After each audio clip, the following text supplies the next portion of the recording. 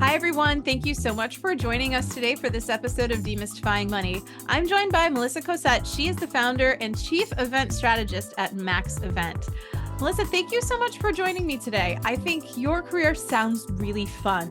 This episode of Demystifying Money with Misty Lynch is proudly sponsored by Soundview Financial Advisors. Visit www.soundviewfinancialadvisors.com to learn more. I would love to hear more about how you got into the event planning space and a little bit more about your business. Yeah, absolutely. Well, first of all, thanks for having me, inviting me to be on your show.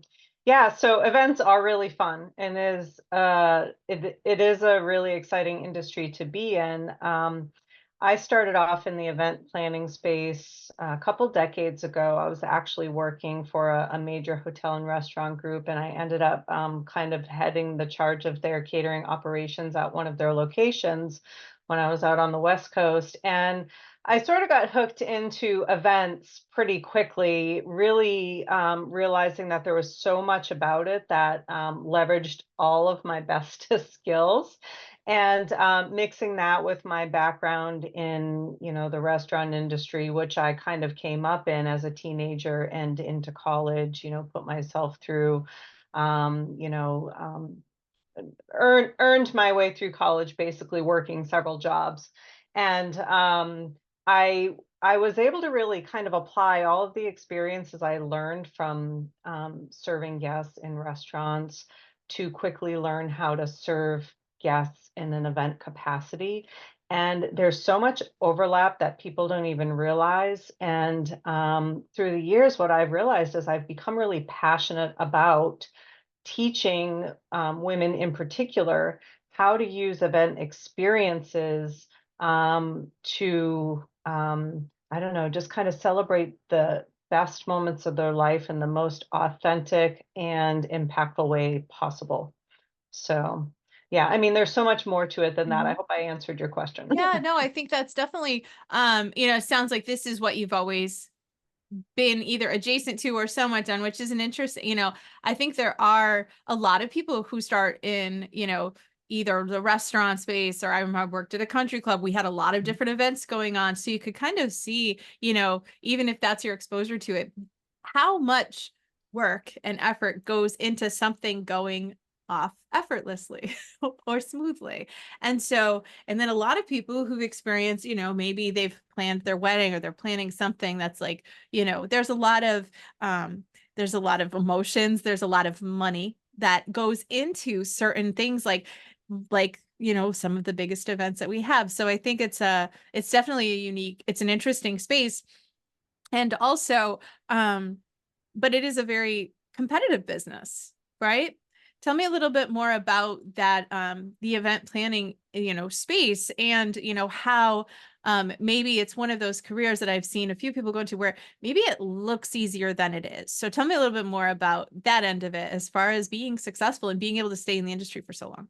Yeah, so you hit the nail on the head. A lot of people really look at the outside of event planning and think how fun it will be, and then they decide to, get into it, start a business, whatever their aspirations are for planning events. But when they're in it, they realize just how much is required in order to pull off those seamless events, and it is so much harder than it looks. And that's why in my business today in Max Event, what I do is I actually train aspiring event entrepreneurs on the basics of starting and growing a business in the event planning industry. Because what my mission is to really take out all of that, the stuff that is just not necessary, the bells and the whistles, all of that, where people think that's the secret to being a great event planner.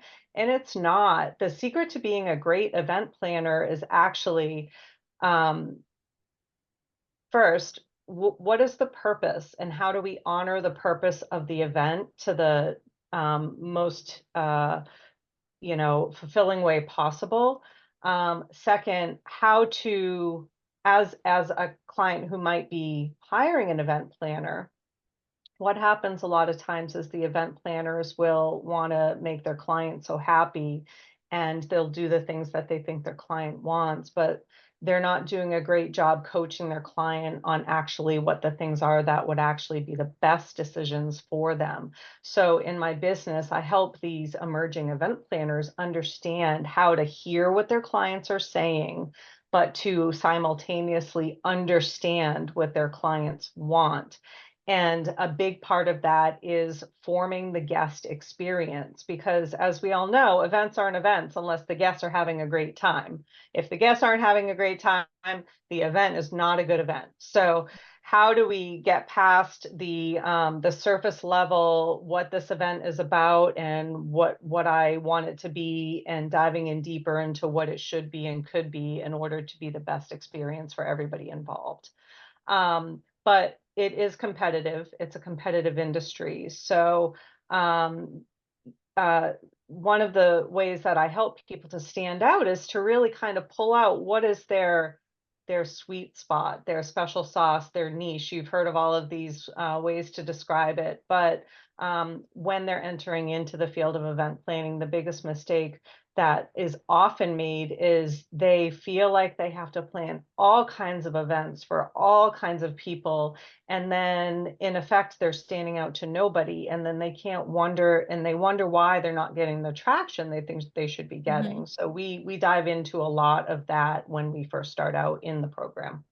That's interesting because I think you're right. There could be so many different things about making like a wedding successful versus a corporate function or a training event or anything, like that seems very, very specific where certain things that might work in one area might not at all in others. So that's unique. And I think that's something that a lot of business owners, they want to make money. They want any client they could get. They're ready. They're like, I can just help you. So, and I think it's once you get to that point where you realize where you're actually, it feels like you're excluding potential clients, but you really can get a lot busier once you really know who you're the best at serving. So I think that's a very important lesson that most people who are probably have to most figure it out on their own.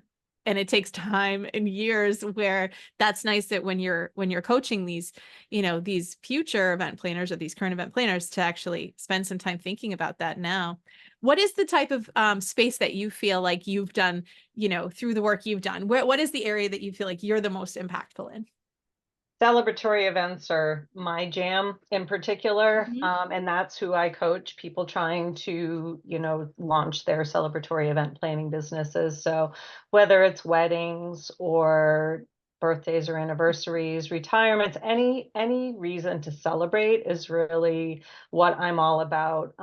In my past, I've planned corporate events and meetings and trade shows Mhm. and all of that, but I just really find so much personal fulfillment out of Mhm. celebration and gathering in celebration that it lights me up to work with people that are in that space. So you've had your business, what did COVID do into the event planning space? And also, are you starting to see a shift back towards people wanting to be together? Yeah. And the shift's been happening for a bit, but now this year more than ever, people who haven't wanted to get out there and say go to in-person networking events or other in-person business building events that are available out there, you'll see more of these popping up because people are really realizing it is time to be back with people again. The pandemic gave us a great tool with Zoom Mhm. and other, teleconferencing technology that allows us to get in front of people much more easily, and it's time efficient and all of that. But people are we're getting back to normal, and I would even hazard to say that it's even more appreciated than it was before the pandemic to be with our communities in person. For me personally, COVID was the thing that pushed me to launch my business.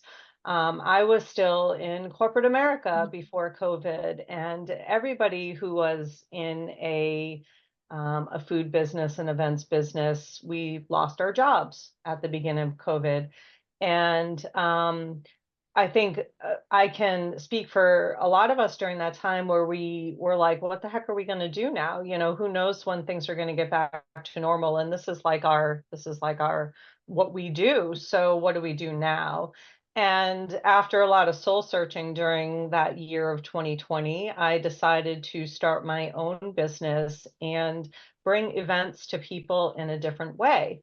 So, you know, having talked to so many entrepreneurs, Misty, I know you can relate to the fact that, like, you know, the beginning of entrepreneurship is often a lot of pivoting and following the path and, you know, kind of, you know, trying some things out and then going where the journey takes you. When I first started out, I thought I was going to be working with a lot of social planning enthusiasts on how to plan their own parties more successfully. So they didn't have to hire an event planner to do it for them. They could really get all of the guidance they needed from a consultant. Mhm. And I still do that. But then over the course of time, I realized that what I want to do is I want to help people, women, to be successful in their businesses by being the best event planners they can be. And that's somebody who goes into event planning for profession, but also entrepreneurs who have businesses of all sorts that could use events so effectively in their sales and marketing funnels to bring in their most ideal clients. What are some of the ways, because that is something that, you know, a lot of, in my industry in particular, there's a lot of people, as soon as you turn 50, you will get some flyer in the mail inviting you to a dinner, a free dinner where they will pitch you something. And so I've always thought about events though. And, you know, I do see the value and I do feel like bringing people together can have a huge impact. But tell me some other ways that you feel like events can help either business owners with growth or retention, or even just client appreciation to kind of, you know, to keep their clients happy. What are some of the ways that you've seen events be able to just to basically, because there is a cost associated with these events, but you know, what do you see as the real like return on investment when it comes to a successful event? Yeah. So the investment doesn't have to be huge to have a successful event, to bring in your ideal clients. What is the most important factor is to make sure that it's planned in such a way that you're bringing in the right people for you and not just anybody, right? We all have an ideal client. We all know or should know what that avatar looks like. And if you're spending some time planning an event for your business and do so in a way that the people that you want to have in that room with you really understands why they should be there, then you're creating this perfect opportunity in a captive environment to really let them know why you're the best person to help them in their life and their business, whatever it is that you do, the best person to help them moving forward, even after that event. So another way I help entrepreneurs, for example, I have a program called the Event Elevator. And in this program, I teach entrepreneurs how to use in-person events to add them into their, you know, whether it's marketing or sales or simply networking, how to plan these really curated, impactful experiences. So, you know, just getting the people in the room with you, you're doing way more than say social media is right out of the gate. Social media is where people go to look into you once they know you, but it's not where people really find out about who you are. It's not where you establish that relationship with them. So you can actually just minimize so much of that time between the meeting and the hiring by creating experiences to be in space with them.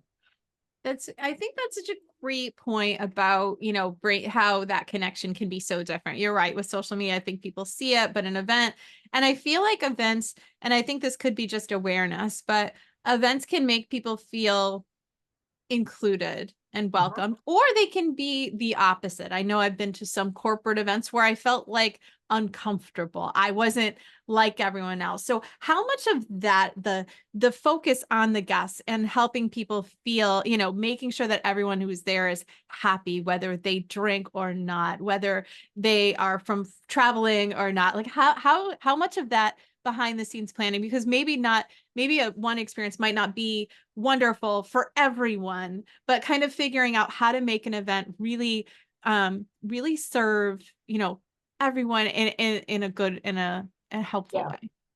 It starts with purpose, just as I was saying before with like social gatherings. For Mhm. business gatherings, it's the same. What's the purpose of the event? Oftentimes people start off with their event and they're like, well, I just want to get more clients. I want to make more money. Mhm. And I always tell them that's your objective. That's what your ultimate goal is, but that's not the purpose of your event.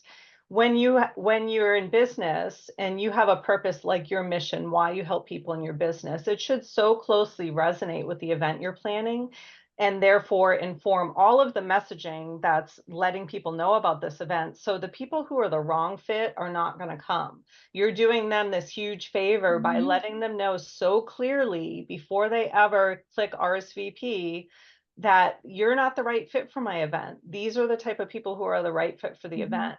And I think that probably sometimes when you felt uncomfortable at the event, it's because when you got there, you realized I shouldn't be here. I Yeah. have nothing, no Mhm. desire to do whatever it is, the goal, Mhm. you know. Yeah. And then the other thing I always try to hit home with the people I work with is that it is a lot more complex to form these experiences than just picking a date and a time and a venue. And there's like a science that goes into forming the experience. So when people are in that room with you, every minute they're spending, they feel like is a huge, valuable use of their time. I remind my clients often that even more valuable than the money they're investing into working with you is the time that they're investing with you. So it starts with that event, whether it's free or $20 or $50, whatever it is.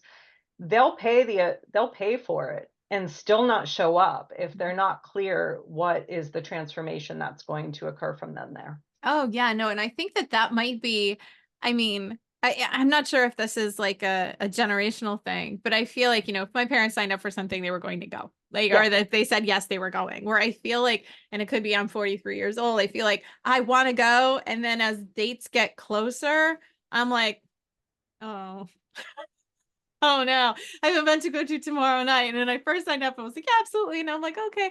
But I think like I know that, I do end up enjoying most events when I go to them. But is that something that you've noticed with people where you kind of have to be really compelling and like this is why we're doing this and this is why, hopefully the people who do say yes or if they are to here, if they pay, will show up because, I think that that is getting to be a little bit more challenging even though it could just be because we got so adjusted to being home 24 hours a day during COVID. But how are you pulling people back out of the house? Does it really come down to that vision?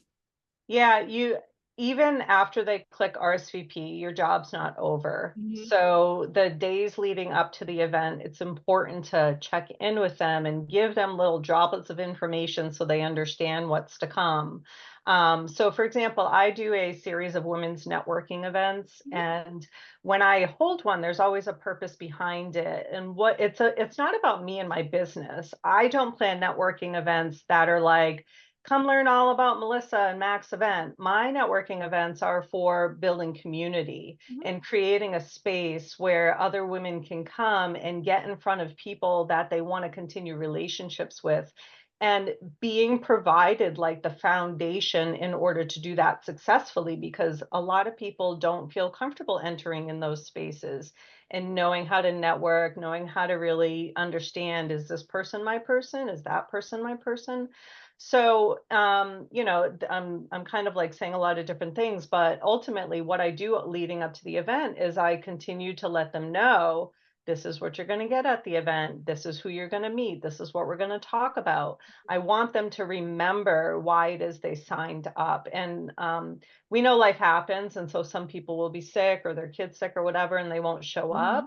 up. But the experience I've had with planning the events that I plan in particular, for my community is that they always feel like they brought a benefit out of it. And that's the goal. Yeah. No, I think that's so smart, especially with that you're not done. Yeah. Because I do feel like people think, oh, okay, everybody's going to show up. And I think people have seen that, and it could be even with online events or webinar, like where a lot of people sign up and then nobody comes. And it's just like that. Why should they come? Why should they, like you said, either spend like their time is their most valuable resource.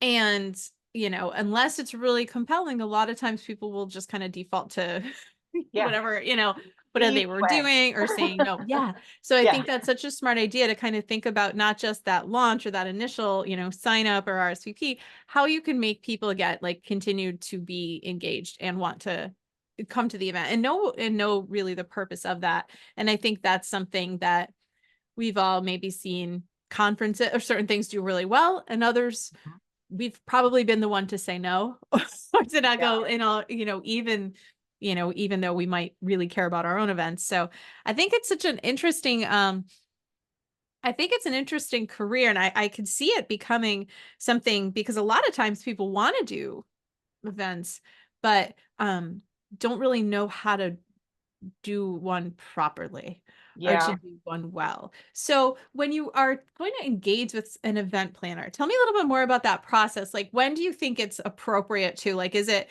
if, is there a certain size event, or is it really, just kind of like, and how do events planners typically, is it usually a one-time fee, or is it based on like the whole total bit? Like, how do those, how do event planners make money?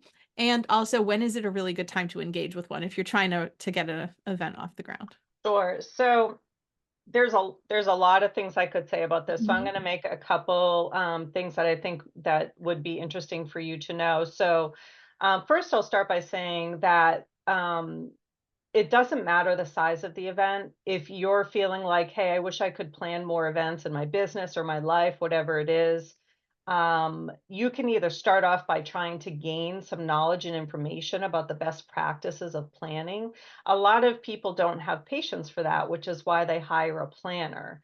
And what I do in my business, where I do like strategic consulting, so like that's a great tool for somebody when they're just getting started out with thinking about having an event, to say, look, I'm not really sure what I want this to look like. I know I want to have it. What we do is we get together and I help clarify by the questions I ask, the responses they give, the follow-up questions. I help clarify for them what is it they want this to look like. And then very oftentimes they feel much more capable of moving through some of the steps on their own. Where people get so overwhelmed with event planning is because it seems like so much is involved to bring that day, that event, whatever it is, to light. And they're right, it is. There's so much involved, but when you have like a roadmap to follow, it's so much easier. In the event elevator program for entrepreneurs I had mentioned, in that program, it's a one-on-one program. It's customized to the person I'm working with, because what I do is I go through the process with them of planning their first event. I give them that framework, and then they're able to re-implement that framework in their business again and again. So it's like I'm teaching them how to fish, but also leading them to water at the same Mhm. time. And so my goal is for them to kind of be able to implement the strategy into their business if it feels authentic for them repeatedly, and they'll get better and better at it, right? And then you asked me a question about getting into event planning as a professional planner Yeah. as well. Yeah, so I think that what I always suggest to people who say, I've just become an event planner, or I've decided to become an event planner, is to really, like, first of all, evaluate, why are you trying to be an event planner? What is the motivation? Is it because you love managing projects? Is it because you love parties? Is it because you really have a knack for like seeing the big picture, but also can get really super into the details? Understanding what your sweet spot is as a planner, that would help me to tell them, like, this is a really good area that you could be involved in Mhm. within the events industry, that might not necessarily be planning every time, because planning is something that takes a certain skill set and a certain level of problem solving ability that sometimes people take for granted when they're thinking about getting into that career. Yeah. No, and I think that that's true for, and I'm a financial planner, but it's interesting because there's a lot of times where people think like, I think I could do that. I'm pretty Yeah. good at doing this on my own, or I enjoy it, but there's a piece of it that they like, but it might not be, that might be a totally different like part of, a different career path entirely. So I think that's interesting. And a lot of times, I financial planners, some of us are paid hourly, some of us are paid project based, some of us are paid by, a percentage of how much we manage. Is it similar in the event planning space? Like, I feel like, people think wedding planners make like a lot of money doing these events. Is it something that kind of varies? Are there different planners for each type of person, or is it typically one way or another? Oh gosh, there's so many ways. And I wrote an article last month about how to price services as an Hmm. event planner because it is Yeah. a very common point of confusion for event planners. You can charge hourly, you can charge by project, you can charge as a percent of budget, Mhm. you can charge a flat fee like a package Mhm. rate. There's many ways to do it. And what I say is it depends on the type of event. It depends on the scope because you don't want to charge, like a flat fee for something that could grow in scope, and then Mhm. you're not recouping any of that time. You also want to be very transparent with your clients and let them know whatever way you're going to charge, what that ultimately means for Mhm. them. So if you're saying I charge by the hour, and then you give them an estimated range so they know what to expect. And then you say, like, what's going to happen if it goes over those hours so they know what to expect. But again, these are the conversations that take time and experience for planners to understand how to have with their clients. And so when you're just starting out, what I recommend is to really take the strategy that makes most sense for the type of event you're starting out with. So it would be different for really Mhm. everybody. Yeah. No, I think, and that's good. It's good to know, because I'm sure there's some people starting out that probably don't get compensated properly for their time. And then there could be other, where I think that's such an important thing to understand. And that's good that there's articles about it, like that you've written, where you could say, like, this is something to consider. So a lot of times there is quite a bit of there's probably people who say, oh my gosh, this turned into the biggest project ever. And I definitely quoted it wrong. But I guess that's part of, learning in the industry. Is there any other misconceptions about what the event planner will actually be able to do and what the clients are, should expect versus, what is more in reality, like the goal of the event planner? Yeah, so there again, just like pricing models, there's a Mhm. range of what event planners will offer, and that should influence the pricing as well. So, like a full service planner who's doing everything for their client, that's going to be more expensive than a consultative planner who's just kind of giving you guidance or there for check-ins, or maybe only be doing a certain part of it, like getting vendors. There's so many ways, and that's one thing I want planners out there to understand is that you don't have to fall into any mold of what you've seen or experienced or aware of out there for event planning. My mission is to really help women that feel like this is something I'm passionate about, to launch a business with their expertise, their skill set, something that makes them special and stand out. And that goes against everything that says, well, this is the way we've always done it Mhm. or the way we've always seen it. I want to challenge people to do it a different way, to do it a way that makes them stand out and makes people that are their ideal clients perk up and pay attention. um, but the other thing that I wanted to mention was around the pricing. And oh my gosh, I totally lost my thought, but it's something you said when you were asking me a question that made me think of something else about pricing. I'll think of it, but Yeah, yeah. no, we can come into that.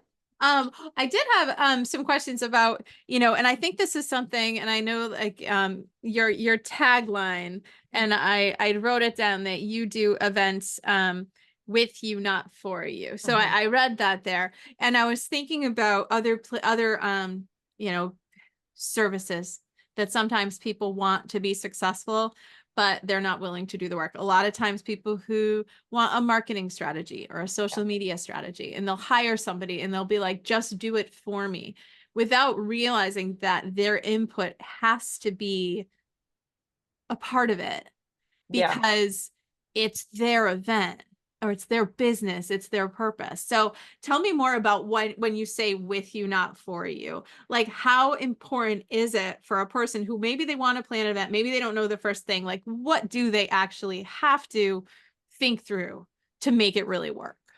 Yeah, so the that person who wants that full service planner just wouldn't be the great fit for my Mhm. business. And there are other businesses out there that do offer, high level support from nut soup to nuts, you know what I mean? And if somebody came to me and said, I'm planning this vow renewal, I don't really want to have to do anything. I just want to tell you what I want and have and walk into my wedding day. I would say I'm not the right planner for you, but I have somebody in my network that would be the right planner for you, and I'm happy to make that connection.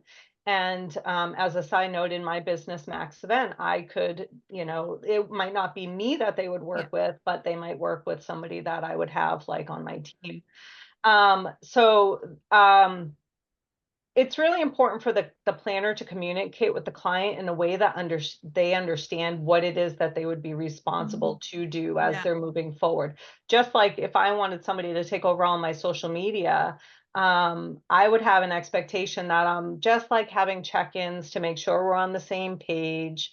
Or if I wanted somebody to teach me how to do it all, there would be many more check-ins to make sure I'm on the right track. So it's just about the expectations and making sure that they're kind of aligned right up front. Yeah. No, and I feel like that is something that I've seen go wrong, or I've seen people hire somebody and then be disappointed because they didn't have the input. And so maybe the brand or the designer or something came back with something and it was just completely not what they want, but they Yeah, didn't really do it with them. They didn't communicate well enough because I think that's where, working with somebody who can kind of pull out those details or kind of help you, maybe you know what to ask yeah, about an event yeah, versus somebody who's like, I just want to show up and have it be a great time. Like that's so broad that like, your idea of what that could look like might be very different. So I think with you, not for you is kind of like, I might even steal it for like my financial who's like plan my retirement. I'm like, what does that look like for you? It might be on the beach for me and you might hate the beach. I don't know. yeah, So yeah. it's so important to like really kind of think about it, but it could be fun, right?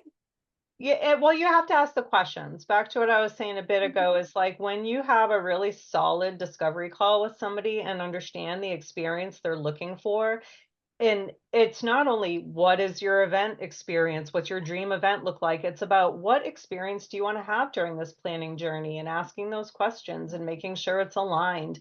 Your clients, whether, potential clients, whether they book you or don't, they will feel much more appreciative and remember you for guiding them in the right direction, giving them really sound and solid advice, even if that advice is, I'm not the right person for you, but you know what? I know exactly what you need, and I can give you an introduction to somebody who can really help you.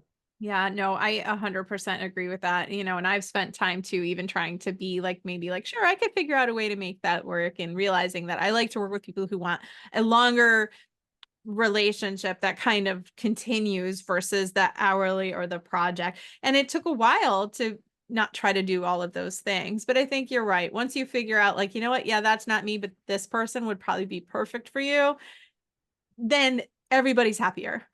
And so I think that's definitely something that a lot of entrepreneurs can think through and really hopefully, start to ingrain in their own choices and the people that they say yes to and the business that they're taking on. Yeah, as service-based people, we always want to help as many people as we can. So Mhm. you have to flex the no muscles. And that's another point I just wanted to make about planners, in any capacity. It's really important to have boundaries and is to establish boundaries because especially a field like event planning, clients they have their one event they're investing all of their thoughts into. Event planners have many events usually that they're managing simultaneously. So when the clients are sending text messages at 10 o'clock at night or they're expecting answers right away, for example, it's really important from the very start to just kind of like have those boundaries for yourself, for your business. You are a service oriented professional, but having boundaries is kind to everybody involved. It lets people like know what the parameters are and then they're able to stick within them. So, you know. No, I agree. And I think that's so smart, especially for anybody in service-based business, because you're right, people will, they're thinking differently, then they're just thinking about like you helping them, and you're Yeah. thinking about you and all of your clients that you need to help and that you have to have space for and time for. And also, as service-based entrepreneurs, we do need to have some downtime where we're not working, or maybe we're going to events that help us, feel, that make us happier, or teach us something, or things like that. So I think it's such an interesting space. I think it's one of the I've heard so many different businesses that kind of evolved out of that, 2020. It's when I left corporate. It's when so many people kind of made these jumps, and they're really, interesting, small businesses that are out there that can really help a lot of people accomplish some of the goals that they have. So how can people find you and find out more about Max Event if they're looking to, if they're looking to bring either events back to their business, or maybe they want to celebrate something big, or they're looking to get back together with all of the people that they care about? Yeah, absolutely. So my website is maxeventconsulting.com, and people can find every way they need to connect with me there. My Instagram and Facebook page for my business is Max Event Official, and I'm happy to connect with people through social media to stay in touch. I also, as I mentioned, I offer some other resources like in-person events, and I write articles, and I have newsletters and all those things that go out. So even if you are somebody who doesn't think you would want to plan an event right now, I encourage people to connect with me if they resonated with anything I had to say as like a methodology or like an ethos, because I would really enjoy an opportunity to expand my network with more people who think the way I do. Well, thank you so much. And if you're listening and you're looking to see how you can start to, plan for events, or think about your financial and your business plan to see how you can start to grow your business, I think this is an interesting channel. I'd love to talk about how we can start to plan that out into the budget. If you want to head over to mistylynch.com, you can catch up on other episodes of the podcast, the book, or you can connect with me to see if this fits into your financial plan to host the big event of your dreams. Thank you so much for listening, and we'll talk again next week. Don't forget to share with friends and family, and together let's demystify the world of money. Knowledge is the key to financial empowerment.